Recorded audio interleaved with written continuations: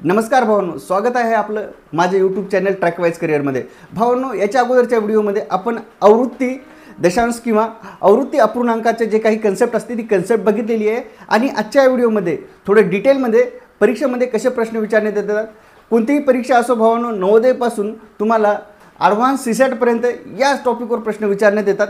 ते प्रश्न आता आपण कसे सॉल्व करायचे ते आजच्या व्हिडिओमध्ये बघणार आहोत। चला तर मग सुरुवात करूया आजच्या या पहिल्या उदाहरणाने।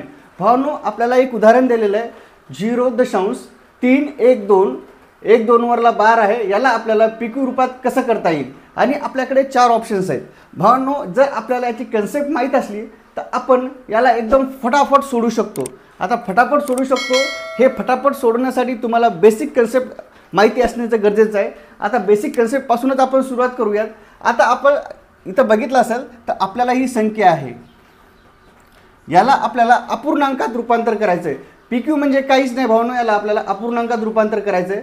तर आपण याच्या अगोदर कन्सेप्ट काय बघितली होती, कुठल्याही संख्येला जे काही रिकर्निंग किंवा आवृत्ती रूपामध्ये आहे त्याला जर आपल्याला राऊंड फिगरमध्ये आणायचं असेल तर आपण बघितलं होतं की अशी एका संख्येवर बार आहे आणि एका संख्येवर बार नसताना काय करायचं, ती संख्या पूर्ण लिहून घ्यायची आणि ज्या संख्येवर बार नाही ती संख्या याच्यातून मायनस करायची आणि खाली जेवढ्या संख्येवर बार आहेत तेवढे 9 घ्यायचे आणि जेवढ्या संख्येवर बार नाहीत तेवढे 0 घ्यायचे। आता इथं किती 1 आणि 2 वर बार आहे म्हणून 2 9 घेतले आपण आणि 3 वर बार नसल्यामुळे आपण काय करणार, इथं 0 घेणार।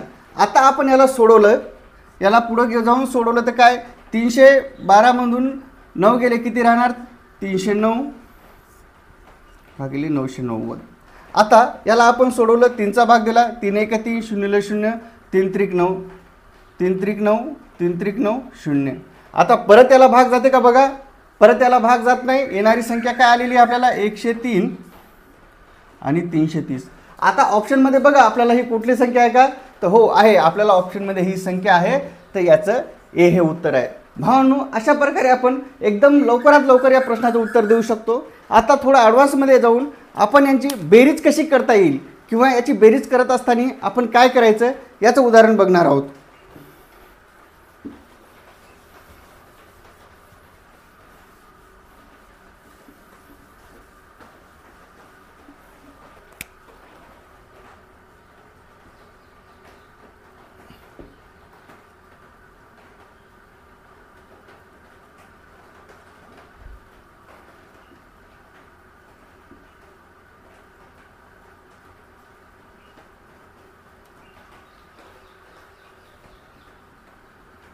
हे बघा भावांनो, अशा प्रकारचे प्रश्न आपल्याला प्रत्येक परीक्षेत पाहायला मिळतात। तर आपण आता हा प्रश्न कसा सॉल्व करायचा, तर इकडे बघा, ज्यावेळेस आपल्याला असा प्रश्न येते त्यावेळेस आपण सर्वप्रथम काय करायचं, ह्या संख्या एकाखाली एक मांडून घ्यायच्या।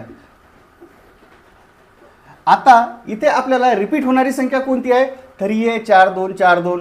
आता हे 4 2 4 2 किती करायचे, आपण 6 स्थानापर्यंत मांडायचे, म्हणजे याची एकूण संख्या 6 करायची। आता सेम तसंच आपल्याला 0 आलं। आता काय करायचं, हे जे 1 2 आहे, दशांश 1 2 कितीपर्यंत, 6 स्थानापर्यंत आपण त्याची मांडणी करायची। आता आपण कॅल्क्युलेशनसाठी 6 झाले, वर 1 झाला, तर आपण याचा परतही 1 इथे लिहू शकतो, पण आपल्याला दशांश नंतर 6 स्थानं क्लिअर कट मिळाले पाहिजे। आता आपण जशी रेग्युलर बेरीज करतो तशी बेरीज करायची। आता बघा, 2 आणि 1 3, 4 आणि 2 6, 3 6 3 6 4। आता इथे बघा, इथे आपल्याला प्रश्नाचं उत्तर काय आलेलं आहे, तर तुम्ही बघितलं असेल इथे रिपीट होणारी संख्या कोणती, 6 3 6 3 6 3। आता आपल्याला ही कशी लिहिता येईल, दशांश म्हणजे आवर्तीच्या रूपात कशी लिहिता येईल, तर आपण याला असंही लिहू शकतो 4 बस। या पद्धतीनं भावांनो आपण कुठल्याही संख्येची बेरीज किंवा वजाबाकी सरळ सरळ करू शकतो। आता भावांनो, ही झाली बेरीज आणि वजाबाकी। तुम्ही म्हणसाल गुरुजी आता याचा गुणाकार करायचा तर कसा करायचा, भावांनो काही टेन्शनच घेऊ नका, गुणाकाराची एक शॉर्टकट पद्धत मी तुम्हाला सांगतो। शॉर्टकट म्हणजे काय, बेसिक पद्धत आहे, याच्या व्यतिरिक्त कुठलीही पद्धत अस्तित्वात नाही भावांनो। जर तुम्हाला परफेक्ट उत्तर आणायचं असेल तर तुम्हाला बेसिकमध्ये तुम्हाला परफेक्ट असणं गरजेचं आहे। तर आता बघा, एक प्रश्न घेऊयात आपण दशांश अपूर्णांकावालाच।